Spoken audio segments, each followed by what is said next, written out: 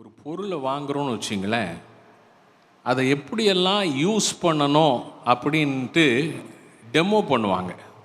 இப்போ டிவி வாங்கினா வீட்டுக்கு வந்து டிவியை ஃபிக்ஸ் பண்ணிவிட்டு அந்த கம்பெனியிலேருந்து வந்து எப்படியெல்லாம் இதை யூஸ் பண்ணலாம், அதாவது என்ன ஃபீச்சர்ஸ் எல்லாம் இதில் இருக்குது.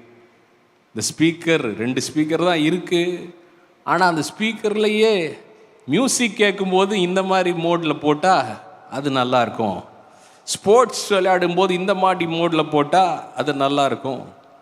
அப்படி ஒவ்வொன்றுத்துக்கும் ஒரு மோட் இருக்குது. இதெல்லாம் நமக்கு டெமோ பண்ணுறாங்க. டெமோ பண்ணால் தான் நமக்கு தெரியுது, ஓஹோ இந்த விஷயம்லாம் இருக்குது. அப்போ நம்ம மியூசிக் கேட்கும்போது அந்த மாதிரி மோடை ட்ரை பண்ணி பார்க்கும்போது சாதாரணமாக கேட்குறத விட அந்த மோடில் கேட்கும்போது சூப்பராக இருக்குது. அதே மாதிரி தான் ஆவியானவர் நமக்குள்ளார வந்திருக்கிறதுக்கு காரணம், நம்ம ரட்சிக்கப்பட்டிருக்கிறோம், தேவனுடைய பிள்ளைகளாய் மாறி இருக்கிறோம்.